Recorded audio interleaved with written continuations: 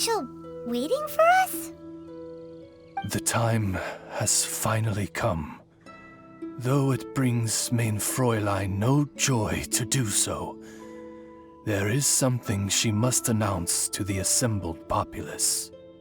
My loyal servants, one must bid you adieu till such time as I beckon you once more. Though we have faced many trials and tribulations together, you have all shown commendable courage in the course of duty. I feel a breeze now blows upon this place, and I feel that it blows in your honor. What? You're just gonna bail on us? With the arrival of this giant meteorite, many more people have succumbed to the slumber. Strong as the soldiers may be, they are struggling to cope, and there is demand for volunteers everywhere we turn. Main Fräulein and I shall tend to the victims on the soldiers' behalf. The rest of this investigation we place in your capable hands. Goodbye. You are a good listener. I enjoy chatting with you. To be honest, most of the other adventurers in the guild only ever talk to me when they want to hear Oz's reconnaissance reports. This little journey we had, it was a great adventure. I'm just sorry that it has to end so abruptly. Huh? You're talking a little weirder than you normally do. Oh, yikes! What am I doing? I totally broke form! What Main Fräulein means to say is that the mystical mysteries that vex and perplex are bound to be effortlessly extinguished by the advent of your commendable courage and wondrous wisdom. And now Oz's translation is the one that sounds all kooky.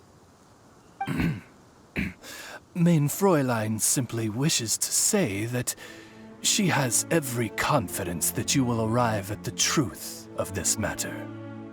Ahem. Most indeed.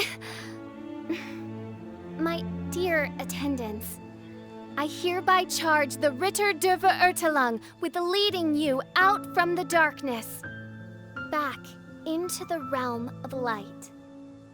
Who are you calling your attendant? We will meet again. Once this matter is concluded, I propose that we all get a drink together. Well, now we're 2 people short. But let's not get hung up about that. The good news is I found something else out. I shaved some dust off the meteorite and used it to do another reading. It was actually really effective. These rocks have been around for hundreds, maybe even thousands of years. Leonard must have lived a very long time ago. The meteorites carry his will and can pass it on to others. In other words, centuries on from Leonard's life, and the strength of his will is not diminished one bit. A guy from the distant past with a burning ambition to scale the highest mountain. I'd be willing to bet that he was an adventurer, just like you. An adventurer? That does explain his obsession with mountain climbing. Our approach so far has been too passive, and time has been against us every step of the way. We need to change our strategy, and we need to attack this problem at its source. Paimon agrees. From now on, we need to put Leonard at the center of everything we do. Yes, because if the meteorites carry Leonard's will with them, then it's precisely as Fischl said. The rocks are, in a sense, a curse. I'm a little incredulous, but it turns out her blind guess was actually spot on. No, I'm a respectable astrologist, and I shouldn't stoop to that kind of criticism. Anyway, all we need to do now is remove the curse. Okie dokie. Since we've got a historical adventurer on our hands, Paimon thinks we should pay a visit to the Adventurers Guild.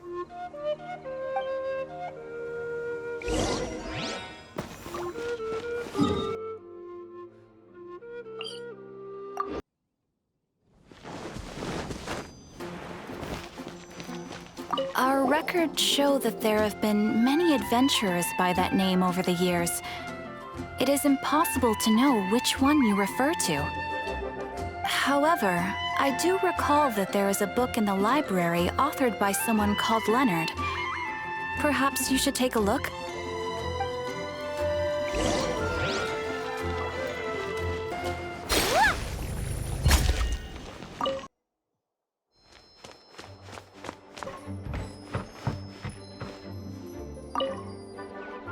Author Leonard. Where are you, Leonard? Aha! Gotcha! The index says that Leonard's book should be in the northwest corner on the top floor of the library. Northwest corner. Should be right over there.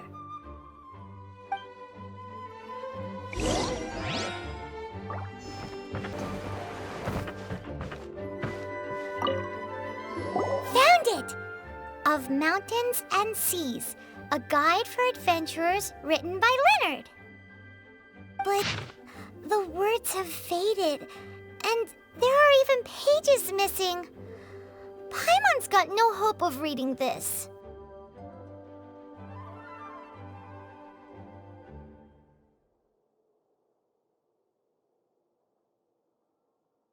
Darn. Maybe we're just wasting our time on this one. Oh, right! Yeah, Mona! She might have a better idea.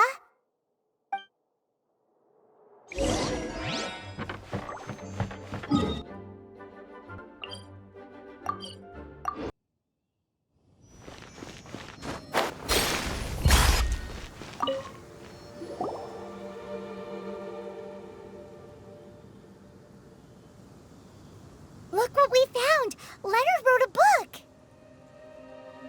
Ooh, let me see.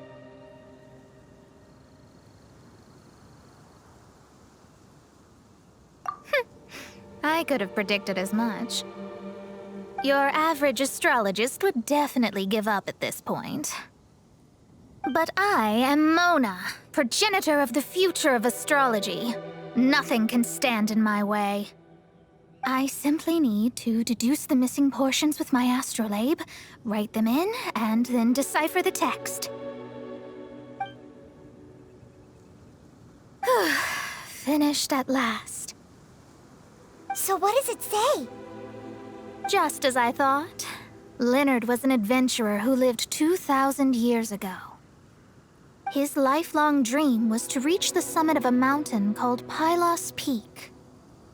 2,000 years? So the constellation that caused the meteorites is from 2,000 years ago? Somehow, for some reason, this constellation was summoned down from the sky. I suspect that the Fatui have something to do with that part. Paimon thinks so too. Whenever something shady happens, you can bet the Fatui are involved. The meteorites harbor elemental energy, which radiates out and lulls people to sleep by some means akin to hypnosis.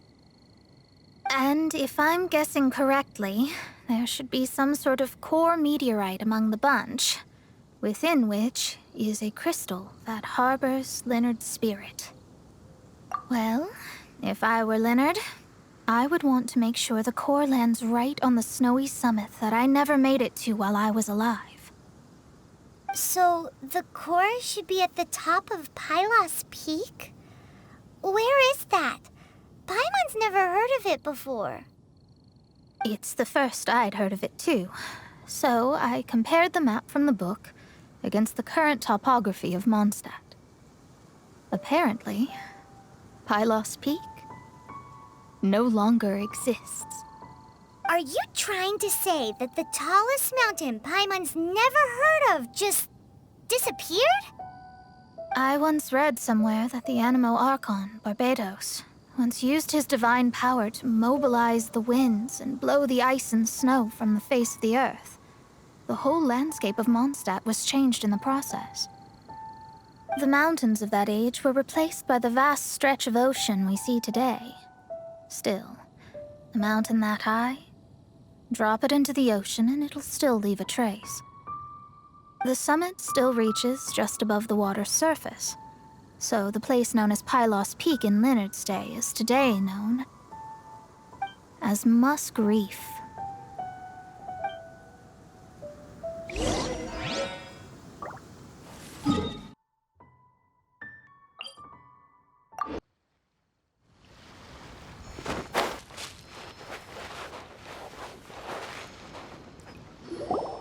Oh, so this is Pylos Peak. Not much to show for itself now, eh? Looks like someone beat us here. Is this like a popular tourist spot, or... Ah, it's you! Huh? You again. Look at the state he's in. Was he in that dream just now? He managed to extricate himself from the dream on his own strength? How is that possible? Just because you are powerless to do something does not mean that I am. You're too late anyway. I finished my research. We knew it! This was all a dirty trick by the Fatui! Save it! No more fun and games for me today. I'll come for you when I'm good and ready. You entered the dream they've all been having, didn't you? How much do you know about Leonard? Leonard? Who's Leonard? Whatever. I have bigger fish to fry. I've discovered something far more important and far more terrifying. What? The stars, the sky, it's all a gigantic hoax. A lie. The stars are a lie. What are you talking about? Is this some kind of astrological debate between you and Mona? Because if so, surely you can come up with a better argument than the stars are a lie. Seriously, who's gonna fall for that one when you can just lift your head up at night and see them up there twinkling away? Oh, you are so naive, it kills me. Still, can't really blame you. After all, I used to believe the same thing myself. Up until a few moments ago, that is. A few moments ago? You mean... Look, I really don't have the time to do this right now. What was the Jester thinking? He must have had some inkling of what we might discover on this mission. Would it really have been so difficult to give me a little forewarning? Well, maybe he just wanted to give me a fright. Time for me to go out and find the truth. So long, suckers. Oh, can you believe that guy? He calls us suckers and then he just trots off. No one disrespects me. No one! Ugh. Time to show them what you get when you cross world-class genius with pure, unadulterated rage.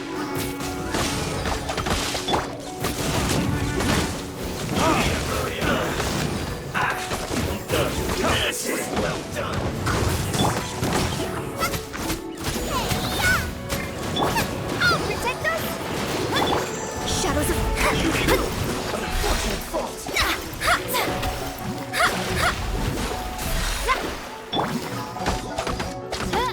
Oz, reveal thyself! Too low. Wow, you fought so fiercely. Told you. That's what happens when you disrespect me. You bet I am. Paimon, you agree too, right? Did I show those Fatui who's boss or what? Sure did. Without you here, those guys would have caused us a whole lot more trouble. See? How do you like that, Harbinger? Scumbag. He seemed genuinely shaken, though. I don't think he was lying. I was always taught to talk about the false sky during astrological readings. Could there be more to such phrases than I have been led to believe?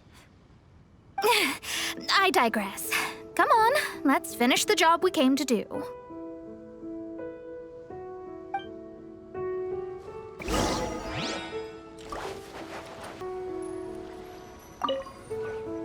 Whoa! This must be the core! It looks totally different from all the other meteorites. It's way more shiny. This stone harbors an unbelievable amount of elemental energy and human desire. It's the core, all right? Yes. Otherwise, the victims will never wake up. This core is the root cause of everything that has happened.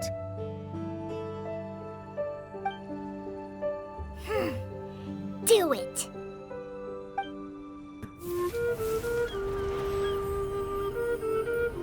With ropes, we can scale mountains. With boats, we can sail the seas. By age 40, I had conquered every last domain. Pylos Peak alone defeated me. As an adventurer, and well, maybe in other ways too. Now, I am approaching the end of my life. Many times I have sat and stared up at that peak as the boundless snow slowly engulfed me. It is a beast without weakness, the merciless face of the world. It fills me with fear. And when an adventurer loses courage, they can no longer climb mountains. My mountaineering days may be over, but I have a greater ambition now.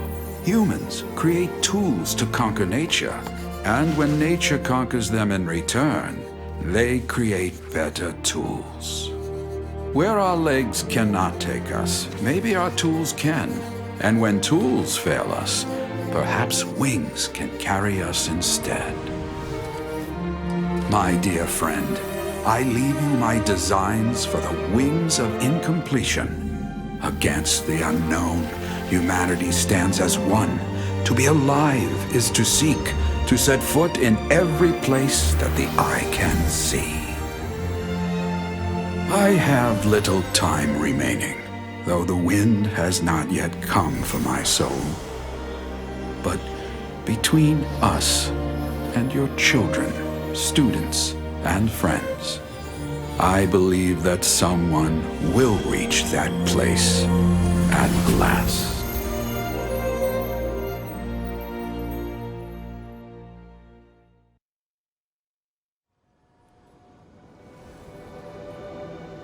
Wow. Well, that was unexpected. Who would have thought that human will can survive in the skies for millennia on end? Astrology really is an incredible thing. What makes you say that? The ability to communicate with the stars can give you access to all the secrets from throughout human history. Though, of course, very few astrologists ever reach that level.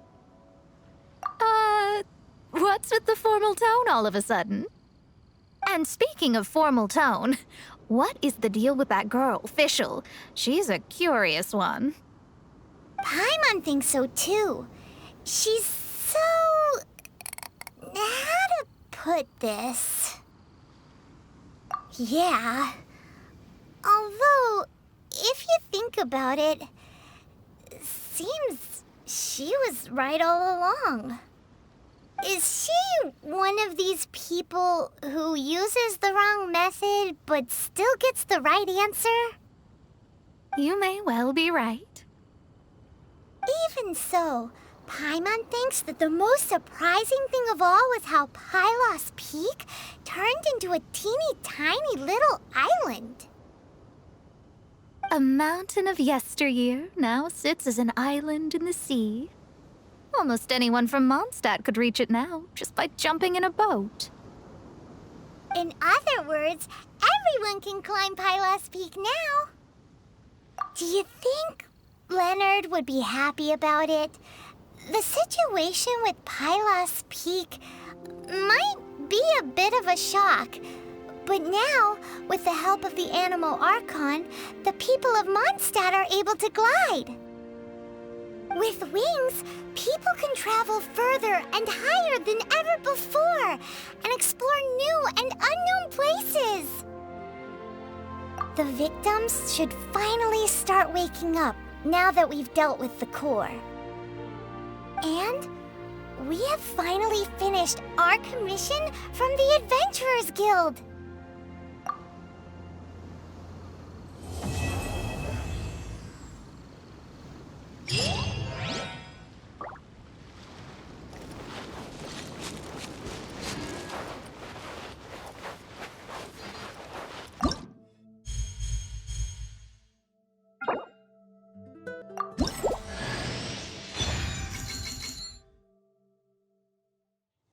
Goodbye. You are a good listener. I enjoy chatting with you. Oh, yikes. What am I doing? I totally broke form. Told you. That's what happens when you disrespect me. See? How do you like that, Harbinger? Scumbag. I leave you my designs for the Wings of Incompletion.